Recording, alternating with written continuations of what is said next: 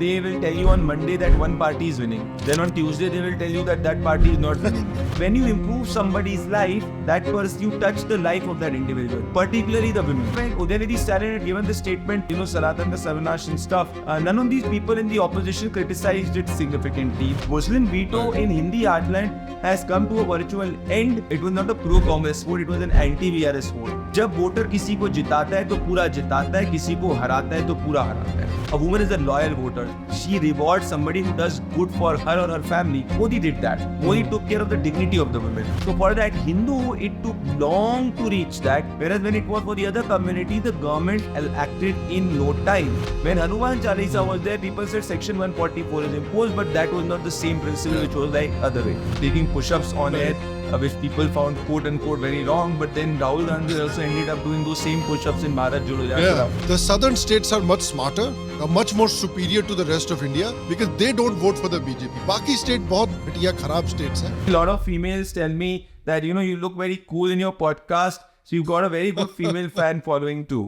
All right, everyone. Thank you very much for joining me. आज का जो podcast है हमारा, this is a podcast long time coming because I've been meaning to speak to this gentleman for quite a while now, and for some reason or another हो नहीं पा रहा था. तो I'm very happy that today, we have a very good topic to discuss, and we've been able to have this gentleman over. So first and foremost, please everyone help me welcome to the show Pradeep Bhandari. Pradeep, welcome. Welcome. Thank you so much, Sham, for having me, and it's great to always speak to you. And congratulations to you. The growth that your podcast channel has seen is unprecedented, and it's surely because of your hard work. And let me tell you, a lot of people I know follow your podcast, so you've become a star. If you come to the country, you will see a lot of people taking your autograph. So yeah, thank you so much for having me there. No, thank you, and I appreciate the kind words. So I really do. People tell me, a lot of females tell me that you look very cool in your podcast, so you've got a very good female fan following too. Acha, chaliye, that's good to know. I'm sure my wife would love to hear that. Yes. That is something which your wife can only tell you. Yeah, exactly. This is an interesting one because I want to talk about, the elections that have just concluded. I want to talk about them, obviously. But I want to first talk about the sort of process of it because I've always been fascinated at your work because I feel like मेरे को तो उतनी ना मैं उतना study करता हूँ closely elections, उतनी knowledge मुझे obviously है नहीं. So I've always been fascinated at people like yourself जो कि elections को इतनी closely study करते हैं and predicting elections, which I feel like is such an impossible exercise. And you and Jan Ki Baat have been so good at predicting elections, at such an accurate level. I'm just very interested by the art or the science of, studying elections the way you guys do. So tell me a little bit about that सबसे पहले. I want to start with your background. आपका background हमेशा से journalism में रहा है? Have you started always like studying elections? How did your career start? Let me say, Sham, that my background has not been in journalism, and my background has been in engineer. Oh my goodness, of course. They say engineers do everything except engineering. Engineering, I was going to say that. And those who do good engineering are not engineers. Right. So my background has been in engineering. I was quite a good electronics and communication student. Along with it, I've done theatre, and I am also a public policy and economics guy. So I've always been fascinated by Indian politics. I have been a debater since my college days, and I've been a passionate follower of news and Indian politics. So this is what drives me to it. And before doing this, I was working as a research advisor to one of the think tanks which was advising the Chief Minister of Haryana. And after that, I was watching television, and at that time, I was watching one of these TV channels, and I really got bored. So one of my friends told me, in fact, he is a professor in one of the journalism schools in Indore, said, why don't you do a show? So I spoke to the audience, and we recorded that on Facebook, and I asked him what should be the name. So when we were talking, the name came out to be Jan Ki Baat, and that is how it came, and it got the first episode got, this was in 2016, 50,000-60,000 views. And since then, from my friends and professors, I gathered a corpus of around 20 lakhs. And then we started my company. And the whole objective was to have 543 local channels in 543 constituencies of India with 543 reporters and 543 million viewership. So this is what was somewhere around 8 years back. So I did very well digitally. But digitally, at that time, you were getting a lot of viewership. We used to get 1 million, 1 lakh, 2 lakh viewership on Facebook. But it was not giving us that return in revenue. And being a first generation entrepreneur, my bank corpus reduced from 20 lakhs to 5 lakhs.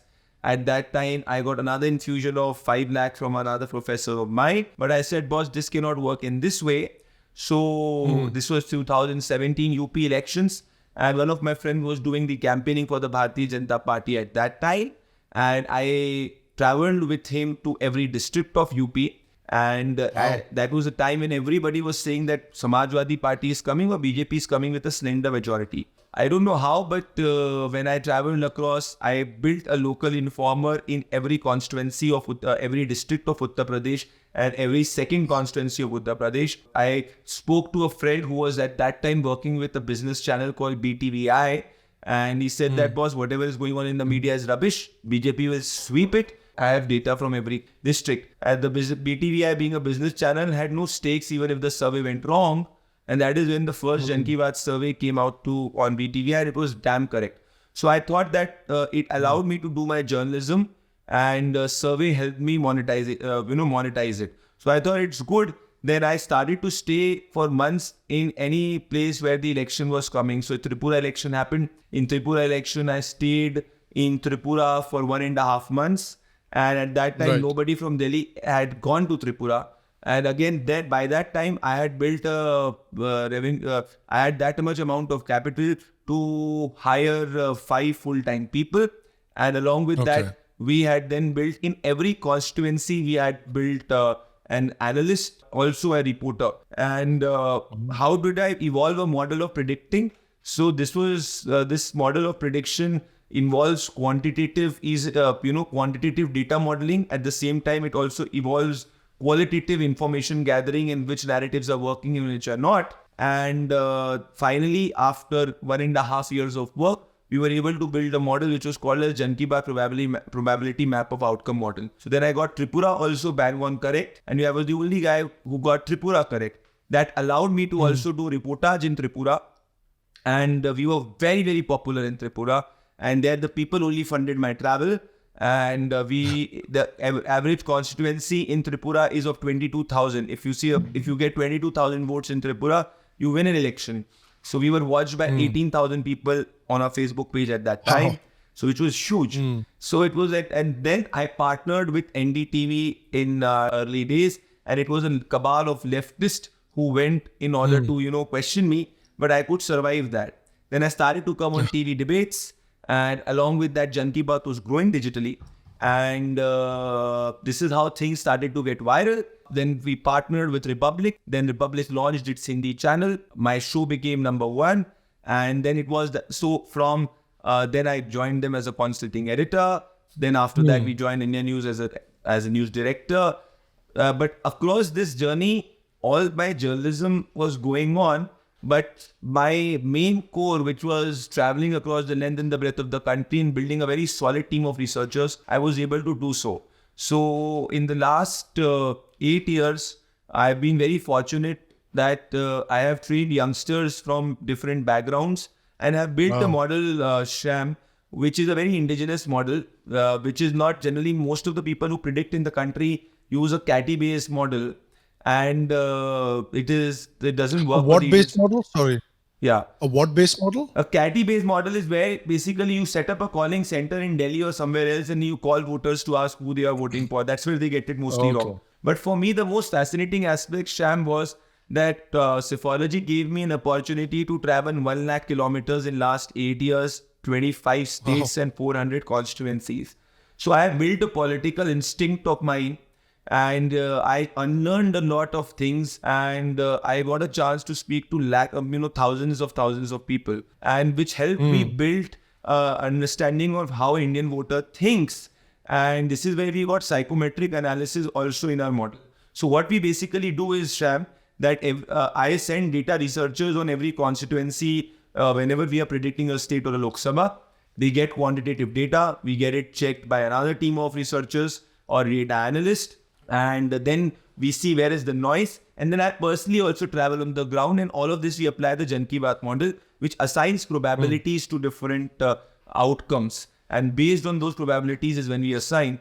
But again, there is no black and white answer, Sham, because every election has to be treated differently. If it's a wave election or not a wave election, if it's a close election or not a close election. So you have to then apply your models based on that. But the best part of this has been, Sham, and which I keep on saying, that the Indian psephological market is a market which is full of fraudsters, because there is no transparency in which people do. So my basic logic is why... That's become very clear in the last just concluded elections. That's become very clear. I'll just tell you why. It's not about getting it right or wrong. I have a simple concept to it, Sham. As a journalist and a psephologist, I tell you that if a politician travels to every second place to do a rally to get voters' support, how is it possible that a psephologist whose job is to tell what the Indian voter is thinking, that person does not interact with the voter on the ground, does not send people on the ground, and is able to conclude sitting in Dubai, Mumbai or Delhi what exactly is happening? So writing something on social media that my number is 50, 40, 60, that's not psephology, boss. That you can get from the Satta market also.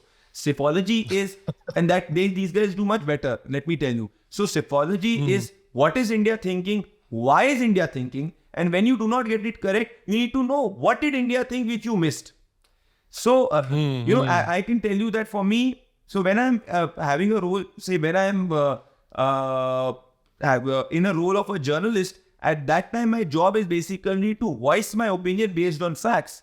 But when I'm in the role of a psephologist, my job is not to voice my opinion. My job is to listen to the opinion of the people, apply a model and tell what the country is thinking and why the country is thinking.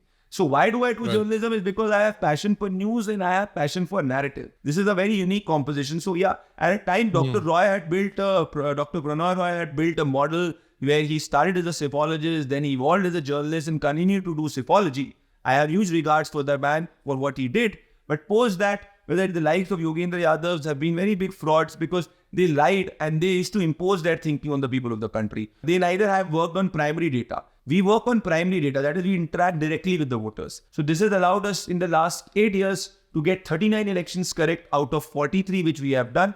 It's obvious that you will win, you will get some correct, you lose some. But all of this has been, all self-funded. That's a hell of a strike rate. 39 out of 43 is a very good strike rate. So we've got 4 elections. We missed 4 elections but got 39 correct. But the best part has been, Sham, that when we've got an election wrong, we know why we've got it wrong. And we've come back much more strongly. And even in all those processes, we've tried to evolve the process in a much better way. So if you ask me, Sham, that Pradeep, I'll give you 10 crores of money, you sit in Delhi, I'll do psephology or narrative. I tell you, Sham, you keep that money, I don't need it. Because the fun is not to do it without talking to the people.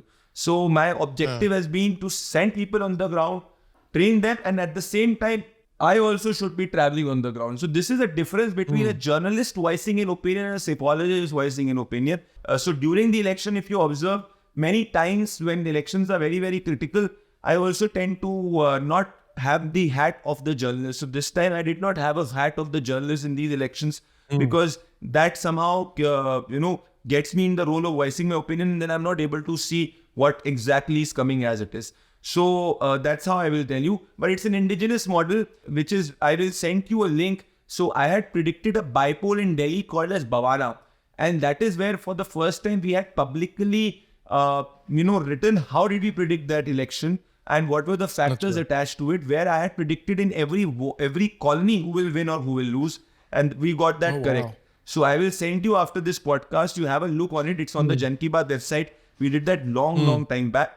So this is how I do it. And again, Sham, the model is something which we evolve. Let's say when I miss an election, then we go back to the drawing table, or I personally go back to the drawing table in order to understand why I got it wrong. And then you work back and come back to the next election. So it's much easier for me to do journalism because I know if I miss a story today, I have the option tomorrow. But for a psephologist per se, if you miss it once, say an election X year always happens on the X year. It will not come back. So you have to wait for the next election to prove your mettle. So it's a very challenging exercise, is what I can tell you for sure. So between your model and a lot of other models जिनके basis पर exit polls निकलते हैं, do you feel that the main difference between your model and the other models is that you personally go and interact with people on the ground, or do you feel like there are other factors also? Oh, I believe that we are very, very transparent on the ground. Number two is what do other people do? It's like, say, for example, they will tell you on Monday that one party is winning. Then on Tuesday, they will tell you that that party is not winning. Then they will not come and tell you why did that party not win. So my issue with the Indian psychological market is, Sham, and I'll tell you, I will stop doing psychology the day I know that I'm not doing justice to it and I'm not going on the ground. It's very, very clear. I do it for the passion of interacting with the people. My issue with all of these people is that they are not transparent with their model. They do not go on the ground. There is no transparency. Where are their people going? How are they collecting data? So if I ask you to write a report, I will tell you, say for example, somebody tells you that Sham, 40 to 45 is what BJP, 45 is what BJP is getting in Tripura, 30 is what is getting. You would talk to a person, say in that state, and on the basis of that, you do your back tracing, assign some numbers. That's not how it is, right? My problem is there are no checks and countermeasures. There is no transparency. And it's simple that if these people would have been doing it honestly, then they will they will be able to tell you which seat they are winning, how are people winning, what seat are you not winning. Say, for example, in Uttar Pradesh, if you're telling, let's say the Bharatiya Janata Party is getting 300 seats. If you cannot tell 30 seats out of the 300 which the BJP is winning, then you are joking around and lying. So I remember doing a debate with Yogendra Yadav in 2017 at Gujarat elections, where he was saying Congress is winning. I said, Congress is not winning, BJP will scrap through. So he said, who are these people who are coming on the debate? That was on NDTV at that time. Who is this Jan Ki Baat guy? So I said, Mr. Yadav, I respect you. I will tell you 10 seats which the Congress is winning and 5 seats which the BJP is winning. You tell me 15 seats which the Congress is winning. He could not name a single seat. So as I tell you again, right, all their models are based on very, very shallow sample size, no primary data, and it's all based on secondary opinion of people. So this is my biggest issue. I don't know most of the people what their model is. They should come out to the people and tell. If you check around on Twitter, Sham, you will only find that when an election happens, you go and trace since the time I've started to do. You will see my pictures on the ground. You will see me telling you on different times what is happening on the ground. You will see my people on the ground, but that you will not see with anybody else. And I ask you that if a politician travels on the ground to predict the election, how is it possible that somebody who's telling what the people are thinking, that person can do it without being on the ground, or his people not being on the ground? So it's not a marketing survey per se is what I can tell you. There's a difference between a marketing survey and a political survey. When you're covering, what differences do you see जब आप कभी state election cover करने के लिए जाते हो as compared to a national election जैसे 2019 का हुआ या 2024 का होने वाला है? What are some major differences between state and national elections that you see? Many. See, a state election depends on multiple issues, right? So a state election, say for example, will require a lot of micro factors which also have to be taken into consideration. If it's not a landslide, say for example, let's say state of Rajasthan, which we got it correct this time. So in that, the impact of caste per se is more, which candidate has got a ticket, which candidate has not got a ticket. If somebody is fighting as an independent, how many votes can that person cut? These are micro factors which you have to take into consideration. Along with that, you also have to see macro-wise what is happening in the state. And then dynamics change a lot in state elections because it is more local in nature, right? At times, there are wave elections in states. So you see that there are wave elections in UP 2022, there will be wave elections in Tripura. So there will be multiple. So every state is different. But in a state election, local factors are much more important and they can swing the election. They can change the range in an election. That is number one. In a national election per se, Sham, generally post 2014 have become most presidential in nature. So in that you have to gauge whether there is a wave or there is no wave. If there is a wave, what's the quantum of the wave? So I remember in January 2019 when we said January, February that PM Narendra Modi will win with more than 300 seats, people did not believe that because people were used to not thinking that how it can happen. But for us, it was not, we saw that on the ground and we reported it and we applied it in the model through quantitative and qualitative. It came out to be correct. Now, generally, at times, say for example, there are certain things which become as an outlier. So say for Bengal election 2021, that was my first election which we missed. It was a shocker to me because when I stayed in Nandigram for 10 days and I had a team of around, significant researchers on the ground. That was the first election where I even got the seat of Nandigram, Mamta's loss, correct by range. But the chief minister who lost his seat ended up winning with 3/4 majority in that election. That is where I understood the power of the quote-unquote Muslim vote, which could swing it completely. So, it requires a lot of resources, Sham, particularly a state election, because it all depends on the quantity of data you need. So, say, suppose you are engaging with a political party at that time, that respected party needs a huge amount of micro data that will require more resources. But say, if I want to tell today that in Banaras, who's winning or who's losing, just for the people, I can even do that in a sample size of 100 because I know that if there is a pro-Narendra Modi sentiment, I can gauge that. Now, build that model such a way. But say if I am doing a seat which is a neck-and-neck battle, okay, so say recently we predicted the seat of Kamareddy accurately where the BJP guy defeated both Congress chief ministerial candidate and the KCR, both of them. We did a huge sample size on that, okay. So that is how we were able to conclude. So it all depends from one area to other. But as local election gets Sham, more local issues become important and prevalent. At times in state elections also there are waves or non-waves if the personality is very, very solid and significant. So what I want to do now is I want to talk about some of the states jahan par abhi elections hue hain. And maybe I want to talk about some themes related to those elections and potentially, leading up to 2024 as well. Let's start with Chhattisgarh, because Chhattisgarh was very interesting. I remember I spoke, we did a show last week. A lot of the comments that we got on the show was like, Acha, Chhattisgarh to is it's dead rubber, Congress hi aane wali hai. There's no doubt about it. But the result is completely different. Was there anything about Chhattisgarh that took you by surprise, that you were like, ye kya ho raha hai? So I tell you, I was very clear that BJP could form the government. Okay, we could form the government, but honestly, a landslide sweep with 53, 54 seat was not seen. And I'll tell you why. Now, when I look back, why did it happen? Now, see, if you analyze that there are tribal seats in Chhattisgarh in phase 1, which the BJP won for the first time, even when it used to win the election in 2013, 2008, it did not win. BJP ended up winning more than 55% of these tribal seats.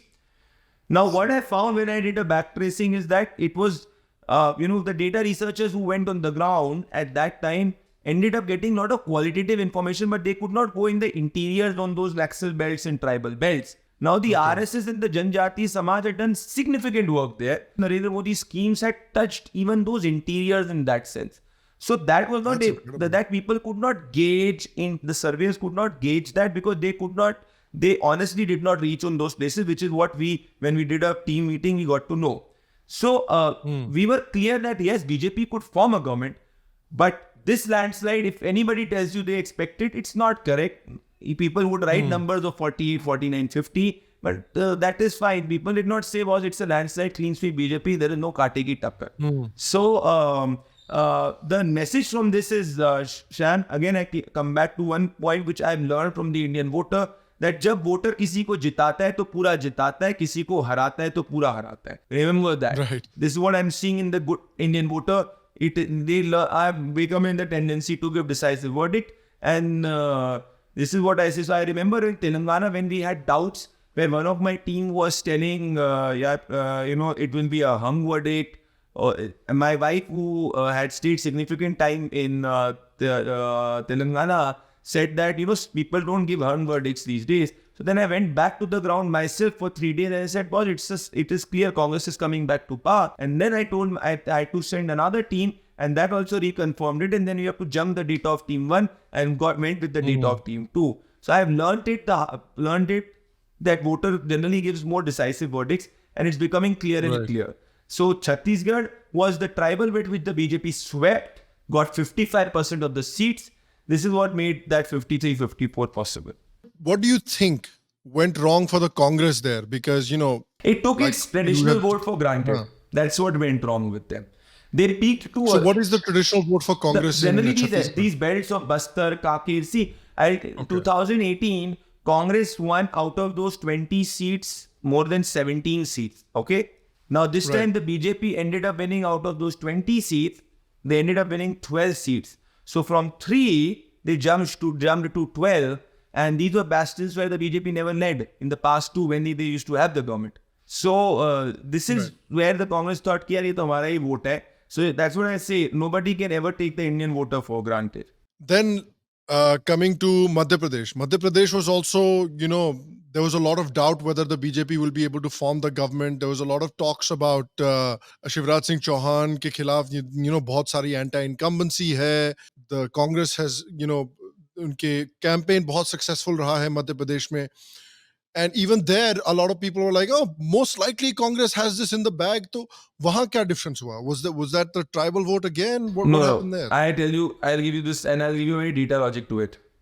Because this say 168, 166, honestly, even those who are hedging their bets on doing extremes, they could not even hedge their bets on that. 166 is a huge number, huge number. Some And massive number. and let me tell you, Sham, that I have spoken to people who matter across in Madhya Pradesh, across. Nobody thought this number. Okay, it's absolutely very clear.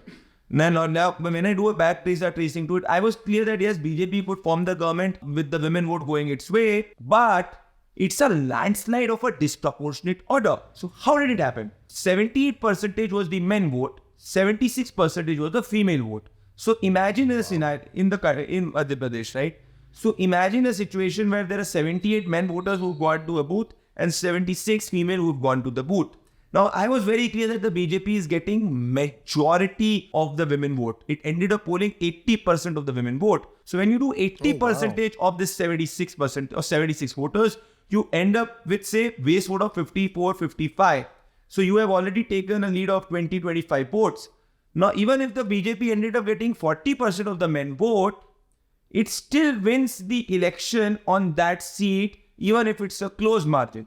So I've been saying that there were 40 close margin seats, and if the BJP ends up winning 80% of them, the BJP will cross 135. The BJP ended up winning most of them, more than 90% of the seats, and it jumped to a number of 166, 165. So it was pure a verdict of the women vote, when 85 to 90% of the women voted the Bharatiya Janata Party because of Narendra Modi, multitude of factors in the state government of Shivraj also contributing to it. And this is a verdict which is unique in its own respect. And it was purely that. So what the learning for me is that wherever the women vote decisively, that is where the verdict is decided, nowhere else. It's very interesting because Pradeep, over the last few years, एक चीज जो लोगों ने realize करना slowly शुरू की है, इसकी एक समय हुआ करता था जब लोग कहते थे कि बीजेपी तो यार it's an upper caste party, ब्राह्मण बनिया party है, that was a very common thing. Slowly over the course of the last few years, people have started to realize कि यार this party has now started to dominate the OBCs. मतलब OBCs जो है, at least Hindi belt में अगर देखा जाए तो बड़ी संख्या में जाकर वोट कर रहे हैं बीजेपी को. Even the scheduled tribes now in very large numbers have started to vote for the BJP. So the allegation of Brahmin Baniya party doesn't apply on the party anymore. This is a much more representative party. But one of the things that was maybe less studied, that maybe I think we've realized from this particular set of elections, is the women vote and how the women have shifted towards the BJP in such a strong way. And talk to us a little bit about that, कि ये कैसे ये जो women voters हैं, ये BJP की तरफ इतने strong तरीके से shift हुई हैं. Now, it is a huge shift, and not just BJP, Sham. I will tell you that one thing which has happened is very, very clearly that women voters, wherever they vote to any individual, that individual wins the election. Now, in 2018 Madhya Pradesh, which we got bang on, Sham, it was a very close election. It was an election which went to the wire. At 11 o'clock is where the election went, and it was just a difference of 7 seats and the vote share difference of less than 1%. Now look at Madhya Pradesh now, in a span of 5 years, it is giving you a landslide verdict. Okay. So now let me tell you the power of the women vote. Any election in the country, wherever the women have voted, that in the past 7 years, those individuals have won it. Narendra Modi 2019 women vote, PM Narendra Modi wins. 2014 women vote, PM Narendra Modi wins. Yogi BJP in UP women vote, BJP wins. Mamta in Bengal women vote, Mamta wins. Kejriwal in Delhi women vote, Kejriwal wins. Come back to in the Hindi heartland, you look at Gujarat women vote, BJP wins. Bihar, Nitish at that time along with BJP, despite all these people saying that RJD will get 190, formed the government because of women vote. So women vote is the new veto vote in Indian politics. Wherever it goes, it moves and shifts the verdict of the election generally. Now, earlier people used to talk about the youth vote. I speak about the women vote. It's more a loyal vote. And in an age of social media, it has now become very, very important, Sham, where, class has become more important than caste per se, is how I will tell you. Now, BJP, if you look at BJP per se, earlier it was, yes, a Brahman Mania party, but if you study Modi's approach to polity, where he's been breaking traditional barriers for BJP to get votes, has been purely that he knows that there had been a development deficit in the life, because he's a man who's traveled across the length and the breadth of the country for more than 30 years. And having traveled in the last 8 years, I tell you, it makes a huge difference. And that man knows, the country on the back of his hand. So he knows that there has been huge development deficit. And if he provides development across caste lines, across religious lines, he will and he's a master communicator of that, he will definitely get votes from people. So he reached the hearts of the individual. So imagine if an SC Basti, if an SC woman never had, say, toilet in her house and a toilet is provided, a woman is a loyal voter. She rewards somebody who does good for her or her family. Modi did that. Modi took care of the dignity of the women, and Modi provided that. And this is how he was able to transcend caste barriers. So if you see in 2014, the BJP got 90% of the votes from 60% of the geography. In 2019, that geography increased and that vote share also increased. In 2024, if this trend continues, you will see the vote share of the Bharatiya Janata Party in Narendra Modi increasing further. Because it's very, very simple that when you improve somebody's life, you touch the life of that individual, particularly the women. And that woman then becomes your loyal voter for long. So this is what Narendra Modi has done. And this is where the BJP, which was coined as an upper caste dominated party, now has become a party of all caste because of the development which has reached. And mainly because of Narendra Modi, because people look at him as a man who is A, working on the ground, and B, that man is taking the country forward. I will give you a simple example. Wherever I go, I listen to these things which I tabulate in my data. Now, I started my morning today after the results speaking to my Ola driver. I asked him, boss, Narendra Modi won 3 elections. बोला भैया क्यों नहीं जीतेंगे? हम बिहार से आते हैं, हमारे गांव पे कारखाने लगा दिए, हमारी रोड बन रही है, देश का विकास आगे कर रहे हैं. अगर किसी दूसरे को लेके आ जाएंगे तो जो क्या गारंटी है वो विकास करे. Now I reach my gym, I do my workout, I speak to the guy who generally is responsible for cleaning. I asked him the same question.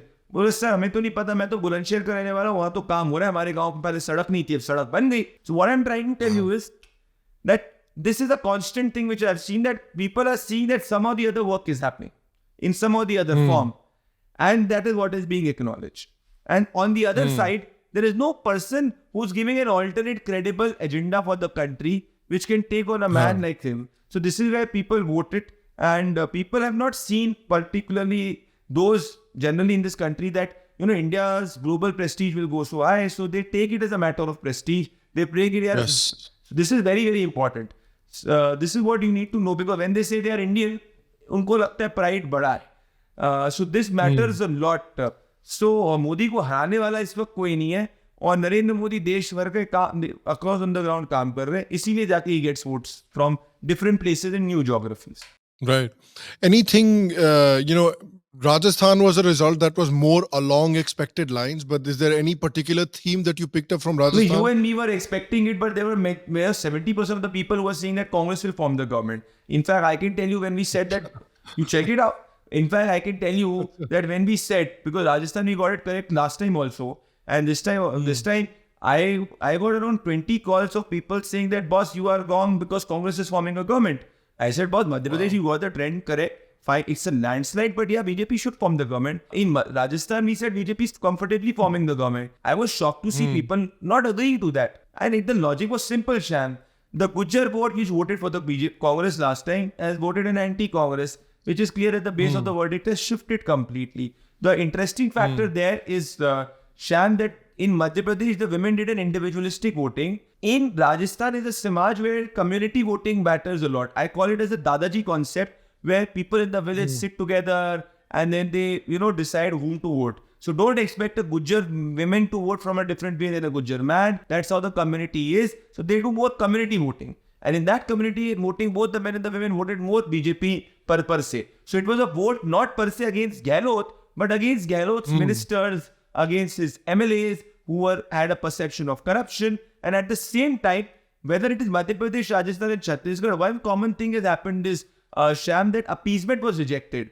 So if you remember when Udayanidhi Stalin had given the statement of Sanatan, Sanatan, the Sarvanash and stuff, none of these people in the opposition criticized it significantly. In fact, the Congress party did not do so because they thought that this will have them electoral disadvantage in Tamil Nadu. But what was the result? That in Madhya Pradesh, Rajasthan, Chhattisgarh, even traditional seats where, Muslim vote dominates with more than 25%, the BJP ended up winning 80% of them. So the Muslim veto in Hindi heartland has come to a virtual end because of the people on the ground rejecting the appeasement politics. So this was an interesting factor which I saw. And another interesting factor, Sham, is that the BJP won that without declaring a CM face. This the BJP has done for the first time in Rajasthan in the last 3 elections. Wow. So let's explore that point a little bit more. You were talking about, I saw you posted a tweet which I found very informative. Jisme you were talking about that there were a number of, let me see if I can just pull up this tweet and read it. So you were talking about, here it is. BJP is leading in majority seats where the Muslim vote is more than 30%. In 14 Muslim-dominated seats of Chhattisgarh, BJP leads in 12. In 35 Muslim-dominated seats of MP, BJP wins 29. It's quite incredible that in all of these seats, जिसमें 30% या ज़्यादा है Muslims की population, उसमें जाकर BJP जीत रही है. So it shows either there's only 2 explanations, either कि the Muslims have started voting the BJP, or the second reason could be कि भाई जो counter Hindutva mobilization हो रहा है, it's very strong in these areas. So yeah, this when I and my wife was sitting and analyzing the elections, this is something which she told me as a data point. It was a very, very interesting data point. And if I want to corroborate it on the ground, no, it's not the Muslims are not voting the BJP. That may not be the right conclusion to make right now. Because see, when do you say that Muslims are voting the BJP? When you say that 30%, 35% of those people from that community vote. I don't want to talk about some isolated incidents. That does not help us justify a trend. So that's where I'm not concluding that. It is the counter-polarization which has taken place against appeasement is how I will conclude. So, but see, the Hindus on the ground, Sham, what I have seen is they don't want favorable treatment for sure. But at the same time, they cannot digest a favorable treatment given to the other community. They want equality. Yeah. I'll give you a simple example if you allow me 10 seconds. Of course. In Udaipur, if you remember that late Kanhaiya Lal was massacred and murdered brutally by the radical Islamist. Now, when the compensation had to be given for the family, when I went and spoke to the family, the compensation took time to reach. But in an Afsi Mutbed or in an altercation in Jaipur, when a Muslim man lost his life, overnight, the collector gave 15 lakh check. So for that Hindu, it took long to reach that. Whereas when it was for the other community, the government acted in no time. This is what people saw on the ground. When Hanuman Chalisa was there, people said Section 144 is imposed, but that was not the same principle which was like other way. So in these scenarios is when, the majority community says that, boss, we want equality. You're not giving us equality. So we will definitely, we will cast our opinion. And please note, the Hindu will not come on the street normally and say, show the power of the street mobilization at occasionally for sure, but not in terms of as a recurring exercise. they will exercise their vote and answer that. They have done that repeatedly, and you will see that happening in many places. But yes, wherever demography is changing, Sham, and whenever this population reaches 40%, 38%, then it becomes a virtual veto, which is very, very difficult to remove. So this 30% point, you look at it as a point around where the vote has been 28 to 33, 34, 35. In Bengal, the Muslim vote is more than 35%, and that is where that becomes as an en masse vote, which votes 90% to at one place. It becomes very, very difficult to change that kind of mix. That's where demography is very, very important. Yeah, definitely. In Telangana, was interesting that BRS lost, KCR lost, because they used to get quite a lot of positive media coverage as well. Ki Telangana mein bahut kaam kar rahe hain, and a lot of the initiatives that maybe the Congress has announced wahan par were not very dissimilar from what the BRS was already, you could say, doing in the state. What accounts for their loss in Telangana? What I can tell you, Sham, is that okay. So what I can tell you, my wife was saying something and staring. She was saying that she's a Sham Sharma fan. So that's what I can tell you. Yeah. Nah. Oh, thank you very much. Tell her, please. All these mainstream journalists have started to become your fans, Sham, and because of people like you, we are spoiled. I had gone to a TV show after the exit poll yesterday, and let me tell you that these conversations in podcast has made me feel very boring in such conversations, because let me tell you that the views that you are getting are much, much more than most of these formats, because people's viewing habits are changing. And this I'm telling you as a mainstream guy, okay? TV is a different medium altogether. Coming to this, Telangana was, Sham. Let me tell you, when I went on the ground, I went on this bias that KCR will win one way, okay? But when I started to travel with my senior data analyst, Mr. Sandeep Sudan, we went to KCR's constituency, Gazway. I was shocked there. I saw people saying that KCR can lose. My data was saying KCR is on a thin wicket. I said, boss, if the chief minister is so popular, how can the chief minister not win his constituency? Well, I said, okay, it can happen in Bengal. In Bengal, it happened. It's possible. So then we went forward, and I went to all the rural areas of Telangana, and I did not find 3 people in consecutive saying that KCR people are change karna hai, ghar mein daru de di, hamare bacche ko rozgar nahi diya. So I said, boss, this is serious anti-incumbency. And I called my researchers who were giving hangouts. I told them, boss, you're making a mistake. Go and recheck your data. My instinct tells me from the areas and what I can smell from the ground, it's a change verdict. And then after they, they got new researchers on board, they put it on the ground, and then they called me after 3-4 days and said, sir, yes, I think Congress is crossing the 60 mark. And this is what exactly happened. So, you need to know, Sham, that no longer in this country can media opinion claim to shape the discourse of the voter. Boss, the voter has a WhatsApp on his phone. The voter has the data on his phone. Voter is getting the video from all possible places, and he will make that wise option.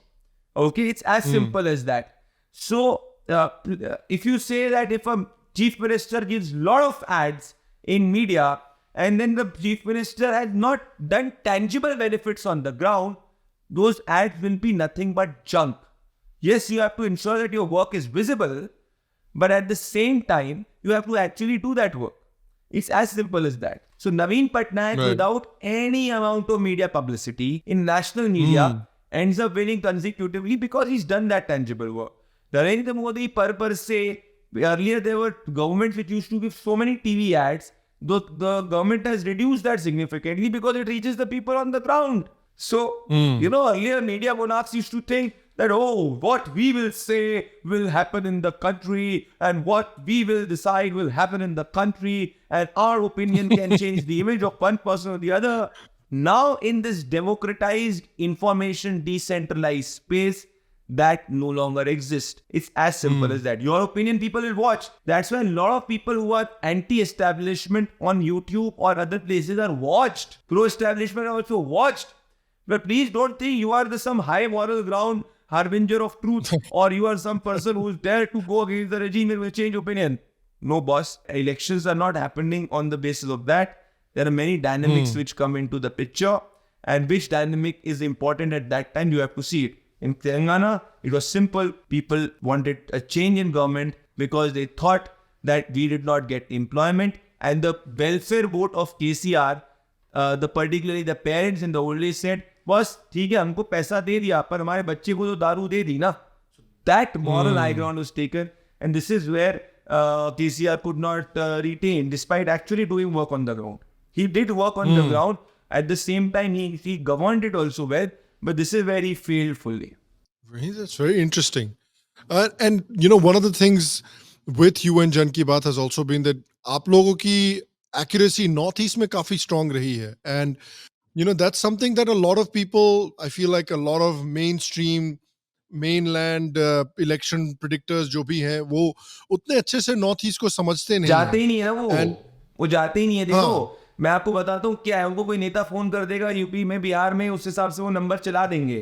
पर जहाँ उनके पास कोई ऐसा नेता, जाने कौन जाएगा यार मुंबई दिल्ली से बैठ के मिजोरम में. इन लोग सोचेंगे त्रिपुरा में, सब में नहीं करेंगे. That is where the real test comes ना. तो हाँ, उनके कॉन्टैक्ट्स भी इतने बिल्ड नहीं होते हैं. Sham, one thing which I feel very very satisfied is that we've been able to predict election across languages. And in non-Hindi languages, we've predicted with much bigger accuracy than quote-unquote Hindi languages, okay? So, so there has not been any major election which our team has not been able to predict, and we've broken the language barrier, which I feel. So, after Karnataka, which we missed, we got bang on Telangana, which was again a non-Hindi language. UP, we got bang on. So what I'm saying is that gives a very satisfying feeling per se, but it's a very challenging exercise. Yeah, till the time I'm predicting, my mind is so screwed because I'm in this whole zone, which is a very different zone. So when you do not get it correct, you have to wait. It's like a cricket. It's like a player who's playing, and if he misses one. He misses on the final, then he have to wait for the next tournament to score that innings. This is how it is. But for a journalist, Amit, when I'm a journalist, I actually feel much more relaxed because I know that today, if I give my 100% on air and by chance I'm not able to deliver, I still have tomorrow for that, right? Tomorrow, yeah. Even if people say no, but even if you say that, okay, fine, this is the last time you're coming, which is all perfectly fine. But let's imagine hypothetically that, say, one of your podcasts does not do good or one of my shows does not do good, I have more chance to correct that. Till the time, obviously, I'm not doing anything obscene on air. That's a separate issue altogether. Right. But that is there. So it's very easy to voice opinion, Sham, is what I'm saying. But when is that the next experiment, Pradeep? Is that the next experiment on air? I have done a lot of quote unquote which people say unconventional stuff on air, from taking push-ups on air, which people found quote unquote very wrong. But then Rahul Gandhi also ended up doing those same push-ups in Bharat Jodo Yatra. So the Congress party which had issues with my push-ups actually ended up following me. See, till the time you're not naked on air or you do not use any vulgar language, I feel whatever you do from your heart is fine. Yeah. What do you find different? जैसे north east का जो politics है, जैसा आपने कहा, बहुत लोग हैं दिल्ली में जो बैठे हुए हैं, वो समझते नहीं है कि वहाँ का पॉलिटिक्स कैसे काम करता है, वहाँ के इलेक्शंस कैसे प्रिडिक्ट करें. आपने अपनी ट्रैवल्स में, if you have travelled extensively through the North East to study these elections, क्या डिफरेंस आपको लगता है नॉर्थ ईस्ट के इलेक्शंस में, मिजोरम का जो अभी इलेक्शन हुआ है, compared to, let's say, Madhya Pradesh और उत्तर प्रदेश? बहुत फर्क है. See, I'll tell you what I can tell you. I understand Tripura well, Assam okay, Mizoram okay, Meghalaya I still need to evolve my thinking, and Nagaland, honestly, I am still an amateur. This is how I will put it up. At the core of it is completely similar. Like, say, I'll tell you one thing which is of difference is because the constituencies are very, very small, right? So the win and the loss margins are very narrow. So any small thing or any one variable shifts, then it can change the entire dynamics on the election. And number two, constituencies per se are smaller state. So say a 40 state, a 60 state to a max, right? So in those places, you would see that you have to take care of lot of micro things. Small instances also impact a lot. So it's more challenging to predict places which are smaller in number, is what I can tell you. In per se, language is also, and the way they think is also an issue. Because you come with the bias of the Hindi heartland, that this will become an issue, that will become an issue. but that generally does not happen there. But again, a commonality, Sham, is that even if there an MLA works or a government works, it gets re-elected, right? With respect to travel, yes, Nagaland and Meghalaya, there have been issues of travel. But now with what I've seen, that when I did Tripura 2023 vis-a-vis 2018, it was much smoother in travel because I could get a direct flight from Delhi. The roads were much better. So connectivity was much better. So connectivity earlier was an issue. Connectivity now is better. But overall, if I tell you that it still, I will not conclude on that because I have not studied all the states in depth in order to conclude in totality of Northeast. Rest on Assam and Tripura is similar on the lines. There's no difference. If you work, you win. It's one shot. If you work, you win. Let's talk about a couple of the themes जो निकल के आई हैं in elections के बाद से, particularly from the जो elections को analyze करते हैं या elections को predict करते हैं, उनसे I've seen 2 or 3 common themes. If the BJP had lost, then there were 2 or 3 common themes that would have emerged. But since the BJP won in certain key states, then another set of 2 or 3 common themes have emerged. Number one is that voters की गलती है, voter बड़े खराब हैं. I find that a very suicidal thing for any political party or a political analyst to say कि voter खराब है. If the BJP loses, I would find it very surprising if the BJP leaders went out and said कि voter बड़े खराब है. If Modi ji went out and said कि voter साले बेवकूफ हैं. Modi ji always goes out and says कि हमसे सेवा करने में गलती हो गई है. Right?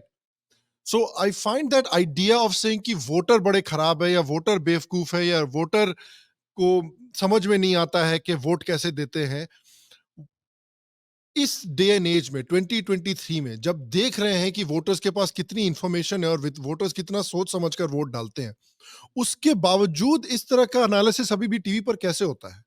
Yeah, I think all these analysts are living in their cuckoo lala land. As I said that people in, I'm telling you, a common man on the ground will do much better analysis than all these people, okay? They speak so much technical jargon. They speak so much theoretical stuff which have all become so outdated. And they all come with their so much bias that they are so unconnected from the ground. I'm telling you, 90% of them was selling junk shit to the people of this country in terms of political analysis or in terms of it. Was just that it was not questioned. And people of the country did not have an option to express. Now with social media, they can question. So all of this is being called out. पता नहीं यार कहाँ से चीज़ ही लेके आते हैं, कैसे कहते हैं कि ये जैसे मान लो वोटर विफको, अब सेम वैसे ये बात है. अब इसमें आदमी बोले तो बोले क्या, कहे तो कहे क्या. 2018 के अंदर तीनों स्टेट्स मान लो फॉर एग्जाम्पल कांग्रेस पार्टी जीती थी, तीनों states, right. Now the fact is shame that 2011 Assam elections के बाद में 2011 असम में Congress has not been able to repeat in any state government. 10 साल कांग्रेस ने कोई सरकार नहीं चलाई है. तो जनता तो मैंडेट दे ही रही है ना. मध्य प्रदेश, राजस्थान, छत्तीसगढ़ दिया पिछली बार. अब आप नहीं वापस से रिपीट कर पाए तो इसमें दूसरे का क्या दोष है ना. वोटर ने तो दिया, फिर अभी तेलंगाना आपको दिया. कल को मान लो नरेंद्र मोदी जी तेलंगाना में 10 सीट लेके आ गए लोकसभा में, तो आप बोलोगे वोटर गलत है. दीज आर इलॉजिकल आर्ग्यूमेंट्स यार. Voter gives you verdict, and Indian voter is the most democratic voter and also at the same time more loyal voter. And Naveen Patnaik has been winning. He's been winning for 17 years. BJP has been winning in Madhya Pradesh. It's been winning for ages. So an Indian voter did the same thing when Congress was there. If you remember in 1970s, Congress was such a big dominant party that people never thought that it could be defeated, right? In the 70s and the 80s. But the other ideological group went on working. And then there was a vacuum, and then you started to see that rise. So in politics, it requires consistency. So I think these people are frustrated, and now the issue with them is that they don't have an organizational network where they can continuously reach out to people. So say Bharat Jodo Yatra, they could not follow up with Bharat Jodo Yatra. So this is their big issue. In politics, you win some, you lose some. That's the nature of politics, okay? No, that's how it is. But what Modi has done is that he has made pro-incumbency a habit. Now, it did not happen overnight. He has seen an era where the BJP hardly won, if you remember. It's when he started to be, when he was the chief minister of Gujarat, he faced the toughest challenge. But he evolved. He moved. When he became the chief prime minister of the country in 2014, he had to face a loss in Delhi 2015 and Bihar 2015. That did not stop him to work for Delhi and Bihar. That's where he ended up winning the Bihar 2020. You know? So it's simple. More than 10 states in the country before these elections were non-BJP governments. Now it is for the non-BJP governments to perform and win. Now if the BJP is not winning Kerala because of demographic reasons, Modi has not ended up blaming the people of Kerala. If you remember when he when he gave the victory speech after winning a landslide in Gujarat and Himachal, what did he say? That I see a time when people of Kerala would also support the BJP. So it's all about process. This is how politics is. It requires consistency. It requires a lot of patience. And at sometimes things are not in your control. The issue with the Indian opposition parties is they've become very, very negative, pessimistic, and their hatred has started to see over providing an alternate vision for the country. That is an issue. Another big trend that has come out after the results of these elections is because एक trend एक समय पर हुआ करता था that it was saying कि अच्छा BJP is an upper caste party, so the backward caste, OBCs and the scheduled caste will not vote for them. अच्छा फिर vote करना शुरू कर दिया. Now then it was कि अच्छा but it is a sexist party, women will not vote. अच्छा women ने vote करना शुरू कर दिया. So now there's a new thing which is saying कि the southern states are much smarter, are much more superior to the rest of India because they don't vote for the BJP. बाकी state बहुत घटिया खराब states हैं. Southern states are much better because they don't vote for the BJP. So this is again, like you said, अभी जो आपने point किया था, it's my point is in response to that point. Is rather than providing a positive, specific vision for the country that the BJP has provided, कि भाई Hindutva plus rapid development is going to be our vision for the country.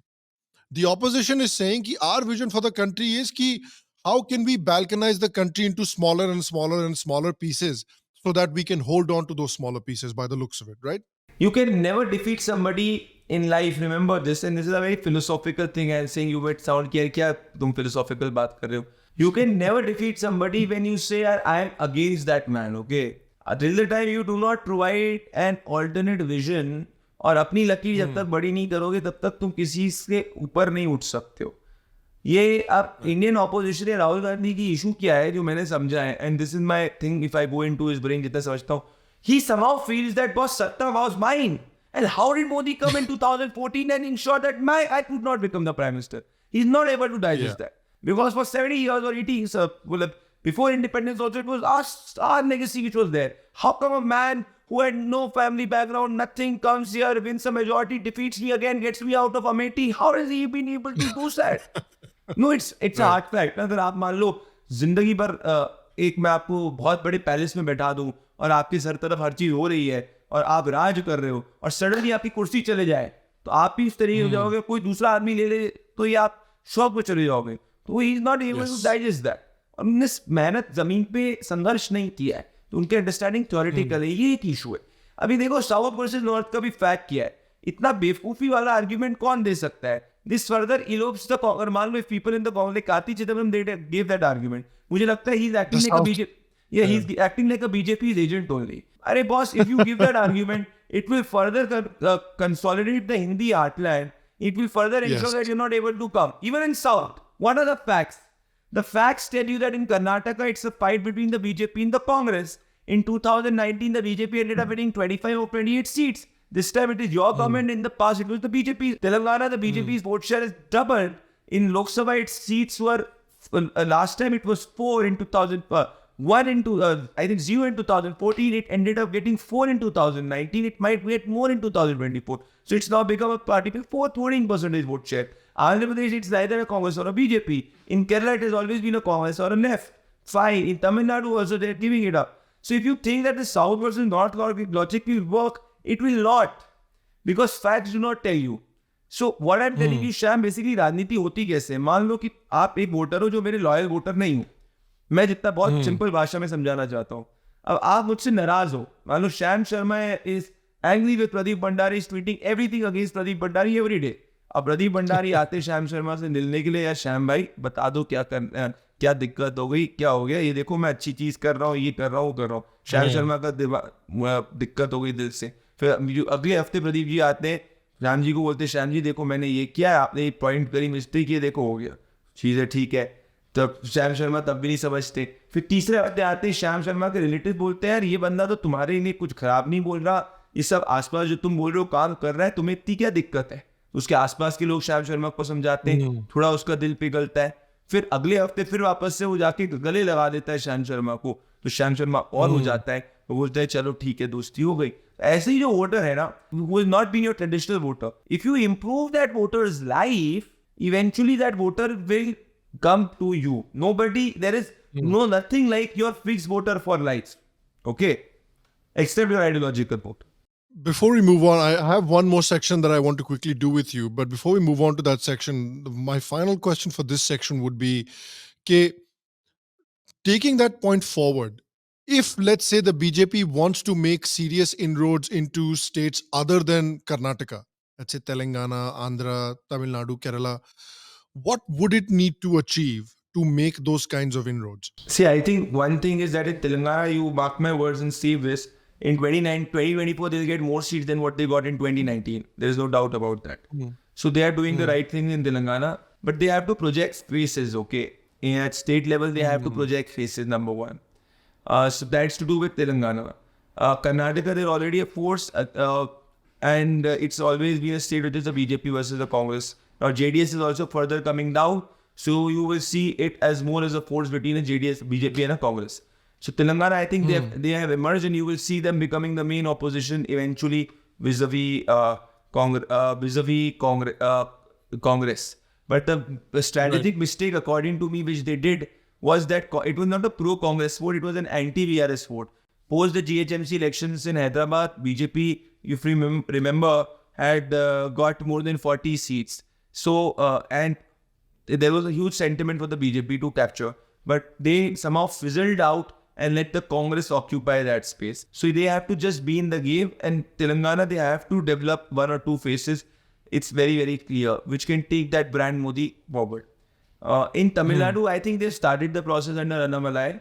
It will take a lot of time because that state, since independence, has always got this thing in subconscious that Dravidian means opposing the any party which is in the center.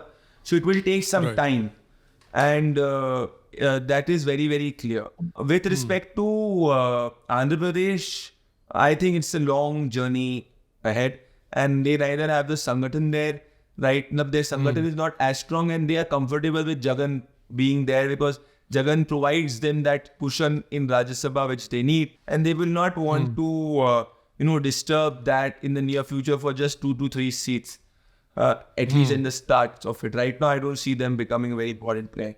Kerala, I feel, Sham, it will only happen when the Christian community starts voting differently from the Muslim community. There are very, very initial trends which just started to come. Again, how much time it will take, you never know. Now, they say that in Kerala, the sun has one of the highest shakhas there, right? But again, you need a leader. You need one community to shift and come to you because you've always got that base vote. The base vote is there, but you have not been able to get that take-off vote. That take-off vote will not come from the Muslim community there because there is a lot of Wahhabism also practiced in many coastal areas of Kerala. So you need to get the Christian community, one part of the Christian community, which is there because again the Hindus there are not Hindus, there are Nayars and others who vote differently.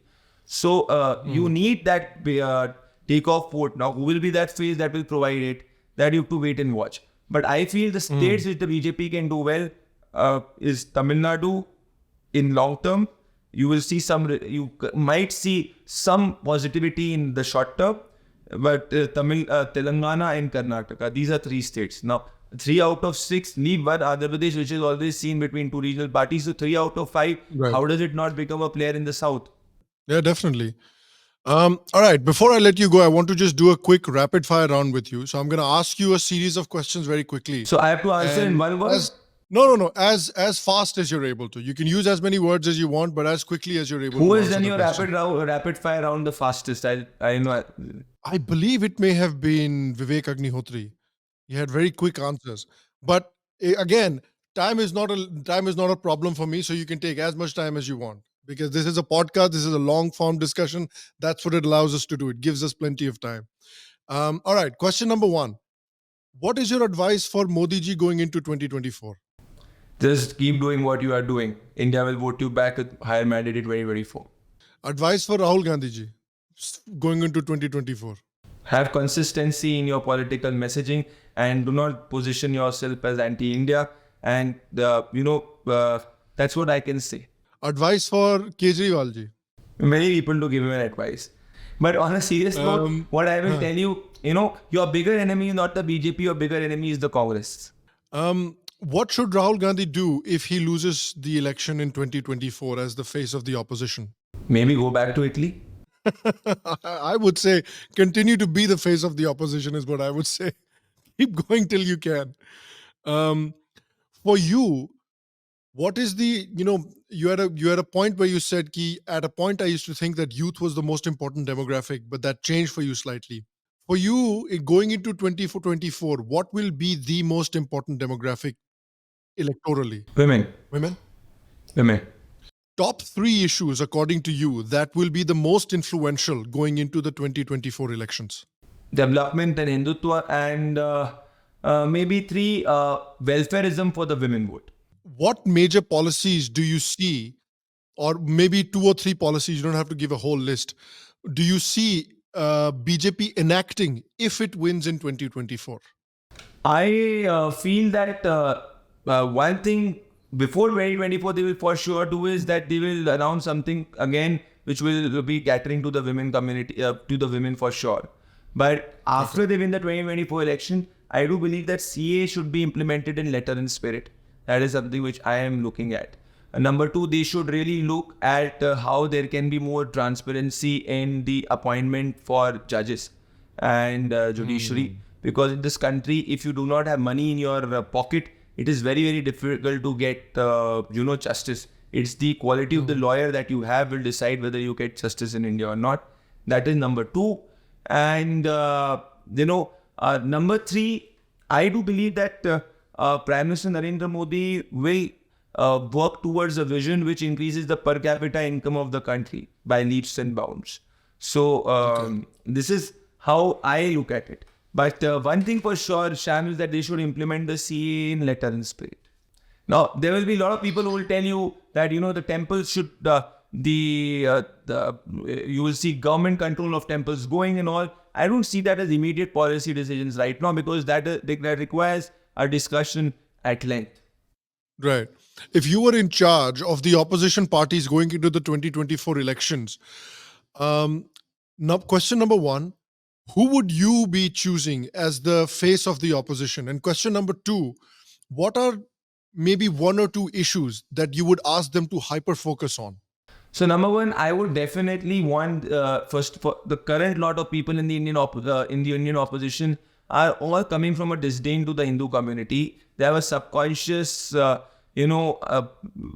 understanding and feeling that they can take the Hindus for granted. So if you ask me that in the, current lot per se, particularly in the Congress party, it has to be somebody not from the family, right? That is how it is there. Who will that person be?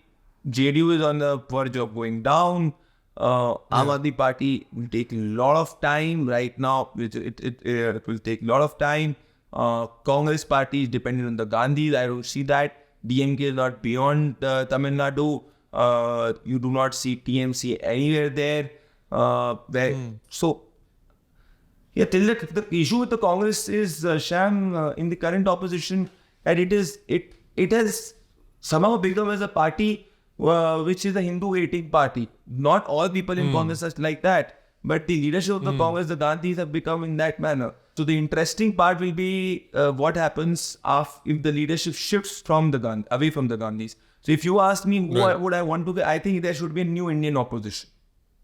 Right. Or there should be somebody who takes the charge of the Congress, who does not have any, say, family back, who does not come from the family. Number 2, he or she inspires as somebody who's done well professionally. And number 3, who is a symbol of excellence, or symbol of what this country stands for. But that becomes difficult because the forces which back them are, very left per se in nature. So those forces will not want a Hindu domination. So whether it is any party which comes, what I want is that the politics should revolve around taking care of the Sanatan Hit. That's how I can say. Yes. The one mistake Kejriwal did very badly was that he aligned with the Congress party. And this is where, if you see a lot of people in 2014 were Modi voters, were Kejriwal voters in 2015. But in the past, the AAP somehow has had drifted towards left of center. So at this current lot, I want to see a Hindu-loving opposition in this country, not a Hindu-hating opposition in the country. Fair enough. In your spare time, do you like to read or watch movies? I love watching films to do with the army. My wife has helped me build this very great habit. At the same time, I love watching movies which are to do with all these spy operations and stuff. But apart from that, I like to work out a lot. So in my spare time, I would rather go out for a run, do a workout in the gym, or cycle. I like, I like when the sweat comes out from my body. So I like working out in my spare time. In reading, I love reading the Gita. I somehow have this fantasy to collect as many varieties of, as many different versions of Gita as possible. So that is something which I do. Wow. Yeah.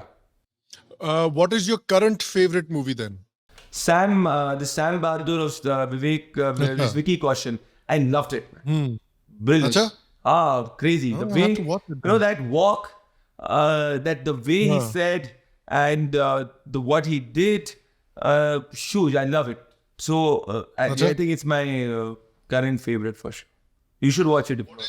If your fans are looking at you as somebody, they often look at you as somebody that, advocates exercising, physical activity, keeping themselves fit. If somebody's looking to get in shape, somebody's looking to get strong, what do you recommend to them? What's the first few exercises that they should be focusing on? See, for the first thing is, what I can tell them is that they need to start with an exercise which is not very, very heavy per se. So say someone who's not at all exercise ever, I would ask them that start day one with say just walking for 30 minutes. Ensure that you do that consistency for a week. Then on week 2, you say improve that to an hour. And try to, maintain that consistency till week 2. Once your body starts acclimatizing to it, then you get into strength training and do a lot of functional workout. So first, पहले उठक बैठक करना सीखो, pushup करना सीखो, भागना सीखो. देखो हम लोग बचपन में बड़े कैसे हुए Sham? How did we all look at the generation which was before us. They used to do a lot of physical labor, right? And this is how they were fit. So keep it very simple. Sit-ups, squats, running, walking, lifting up weights. Once your body started to lift body weights, that is where you should move towards heavier workouts of doing some or the other weights. Weights are extremely essential because it strengthens your muscle, and the core of any exercise is strength training. And then you definitely go to the gym or go to a place or a park which allows you to challenge yourself or push yourself. This is what I can say. So if you ask me, सबसे पहले क्या करना चाहिए? सबसे पहले बस चलो, सिर्फ चलो. जब चलने में कंफर्ट आ जाए तो दौड़ो. फिर जब दौड़ने में कंफर्ट आ जाए तो फिर जिम पे जाओ, उठक बैठक लगाओ, उसके बाद में पुशअप्स करो, पुलअप्स करो, ये करो. और एक रूल रखो, कम समय में ज्यादा करो. मतलब what the basic is that you need to ensure that your heart rate goes up. So if after your initial thing where you started to acclimatize your body, your heart rate, you should start heading into zone where your heart rate goes up and down, because this is what will be your conditioning. So you should not be in your comfort zone. If you are working out and are in your comfort zone, then that is not your workout. Right. And be honest to yourself. One of people, they do is, Sham, that suppose they're working out, I've seen in the gym, they will be on the floor for 2 hours. In those 2 hours, they will talk for 15 minutes, then go back to the workout, then talk for 20 minutes. That's not it is. Boss, workout is your meditation. So even if you're doing yoga, if you love doing yoga, when you are doing that yoga for whether it is 30 minutes or 20 minutes or half an hour, at that time you should do it. Till the time there is no emergency per se.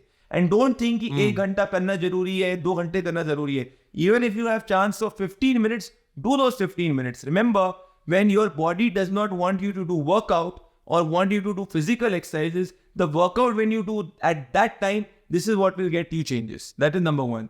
But Right. again, number two, workout is just 20% of the part. 70%, 75%, 80% is your diet. So what my logic for diet is, keep it simple. Ghar ka khana khao. That's how it is. If you're a vegetarian, definitely have whey protein. If you are a non-vegetarian, have this non-veg for and एक हफ्ते में एक दिन कम खाने की कोशिश करो. मतलब जैसे कोई भी गाड़ी को भी रेस्ट देना होता है, तो आपकी स्टमक को भी रेस्ट देना होता है. But depends Right. on body type to body type. जैसे for example, I know that if I don't eat for long, because my metabolism is such that I will start feeling edgy and all. So जब भूख लगे तब खाओ. ये चीज is there. Right. What is your favorite exercise to do at the gym? I love doing squats. I love doing burpees. I love doing runs. I do this training called as RPM. You must have still seen these LSMIL courses, which is far. There's a cycling studio in which we do a lot of. It's an excellent music. I love doing cycling. So yeah, I do anything high intensity. I love doing deadlifts. So my number one exercise is squat. Number two is deadlift. And number three is burpees. I love doing pull-ups. And number 5 is running. So I ensure that I am training like an athlete. So I would love, say if I'm doing squats, so rather than doing static squats, I will do jump squats, which are like dynamic in nature. Rather than doing lunges, I'll pick a rod of empty rod and I will do walking lunges. So I'll try to change my thing, because I'm not doing per se for any bodybuilding goals. I am doing myself, doing to keep myself fit. So I love doing compound exercise. All right. What is a real life character, current or historical, that you would love to meet? Character, current in the sense like any personality. Any real life person, yeah. Current or in history. My dream current was to meet the Prime Minister. I was blessed to meet the Prime Minister. So that serves the purpose on the current personality. But along with that, if you ask me, I would love sit at length with, say, a Mahendra Singh Dhoni and a Saurav Ganguly. Because I really want to speak at length on the way when Ganguly had transformed Indian cricket. Because it was something which was a very big inflection point. So what were his leadership lessons? You keep on reading on that. And I want to deep dive into Dhoni's mind, because I see that man is really a man who follows Gita and letter in spirit. So not in per se, that is what I will say. But I want to meet the Prime Minister. That is, that's as best as what I could imagine. And I would just hope that happens regularly, because he's a man who's so positive. He's a man, when you meet, you know to do something for the country. That's what I can say. Historically, if I ever was in that era, I would have loved to meet Netaji Subhash Chandra Bose. I would have loved to meet Sardar Patel. I would have loved to meet Swami Vivekanand. I would have loved to meet Bal Gangadhar Tilak. I would have loved to meet Bhimrao Ambedkar. I would have loved to meet Bhagat Singh. That's how I can say. So these are the people who I would have loved to meet. And also I would have loved to meet MK Gandhi, because my logic is very, very, these are very controversial stuff. But yeah, I would love to meet MK Gandhi. What genre of music is your favorite, and what is your current favorite song? Final question from me. So I love Rocky Balboa. So I listen to Oh, music. really? Yeah. Rocky is my favorite movie, and it's my favorite. So I love listening to high energy music. So that is number one. Generally, I start my day with a bhajan for sure. So on the other side, I love to listen to Hanuman Chalisa. In fact, my father had built a habit on me since my childhood days to recite the Hanuman Chalisa daily. So that is something which gives me a lot of strength. At the same time, along with my wife, I have in the past 5 years become a very, very big Ma Kali Bhakt. So I love to listen to anything to do with Devi. And that's number 2. So anything which is high energy, Sham, I love to listen to that. But on the music per se, Rocky Balboa, Bad Bon Jovi, anything which is very, very high energy. I don't like listening to emotional Rotlu songs, because I mean, not a fan. Because already life में इतनी tension है, इतनी सारी चीजें हैं, फालतू आपका tempo नीचे कर देता है. What is your favorite song? I have many different genres of music that I like. So I like, my father instilled a love for classic 60s Bollywood music. So I grew up listening to a lot of Muhammad Rafi. So Muhammad Rafi is treated like a devta in our house, essentially. So Muhammad Rafi is one of my and my father's favorite singer. Then I listen to a lot of contemporary Bollywood, like 90s, 2000s contemporary Bollywood. And I have a great love for hard rock. So I listen to a lot of hard rock. So I'm a big fan of the grunge bands like Soundgarden, Nirvana, Pearl Jam, Alice in Chains. Big fan of the new metal revolution, Limp Bizkit. You have Korn. You have System of a Down. So places artists like that. So I have a wide variety: 60s Bollywood, contemporary Bollywood, and then hard rock. So all of those are 60s Bollywood is more sort of romantic style, and the others are music that gets your, like you said, energy levels up. And which is your favorite movie? My favorite movie. Yeah, it's not a good answer, I suppose, but I just really like enjoying watching comedy movies. मेरे को I like you said ना, दुनिया में बहुत tension है, so I when I watch something I want it to be funny. That's my number one priority. मुझे मजा आ रहा है कि नहीं. So recently I rewatched that Welcome movie, जो नाना पाटेकर की अक्षय कुमार की है, and I love that movie. I've always loved that movie. So current favorite is definitely Welcome. Yeah, so I somehow people say, I don't watch a lot of these love stories per se on air. कि जो भी No, love I करना have है वो no बीवी के interest. साथ कर लो, ये सब लव स्टोरी देखने कोई मतलब Exactly. नहीं है. और और ये मैं आपसे कह, तो मैं कभी भी कोई लव स्टोरी कुछ नहीं देखता हूँ. ये मेरे को बहुत बोर No. मतलब कम लगता है करके. अगर इंटरेस्टिंग है कॉमेडी है तो देखो यार, पर मैं आपसे सहमत हूँ. क्या रोतली रोतली चीजें, एक आंसू टपक रहे हैं, रो रहे हैं, हो रहे हैं, हर चीज तो रोने की है, तो कभी कभी देख लो. बट यार कॉमेडी का चीज आजकल अच्छी कॉमेडी मूवी कहाँ बन रही है यार? कौन सी लास्ट अच्छी बात आजकल नहीं बन रही है. I have a theory that after like 2014, either Hollywood or Bollywood has not made a very, very, very good comedy movie since like 2014 for some reason. I don't know why, but all the movies that I like are from 2014 and before. All the comedy movies that I like. पता नहीं क्यों. There are good action movies, but not comedy. भाई भूल Bhulaiyaa type बनी थी एक तो अच्छी करके, भूल भुलैया 2 वाली. बट ऐसे पर से आप नहीं I किसी haven't को, seen that one. Maybe that's good. हाँ, आप उसको कह ही सकते हैं कि यार हेरा फेरी लेवल की कोई चीज बनी है अभी तक. की level की है, exactly. Even in Hollywood movies, that I watch a lot of comedy Hollywood movies, but I feel like 2014 के बाद से I haven't seen a Hollywood movie, comedy movie that has made me laugh out loud. जैसे 2007-8 में movies बनती थी. I just haven't seen movies like that. I somehow agree, completely agree. Yeah. Well, listen, thank you for taking so much time to talk to me today, Pradeep. आज बहुत मजा आया आपके साथ बात करके. Hopefully आप बात करके बहुत बोर नहीं हुए आज. No, I loved it. I loved the conversation, and speaking to you is always a delight for sure. You tell us how to do it. It's a wonderful thing, and keep doing it because let me tell you that this is the future, and you are doing a wonderful work, influencing young minds towards a lot of great things. So yeah. Thank you. But I tell me one appreciate thing, it. how did you and- come up with this look of having, wearing a thing on the head on the podcast and stuff, and t-shirt and shirt started sometimes? doing it because the room I used to film in, used to get very cold. That's how I started doing it.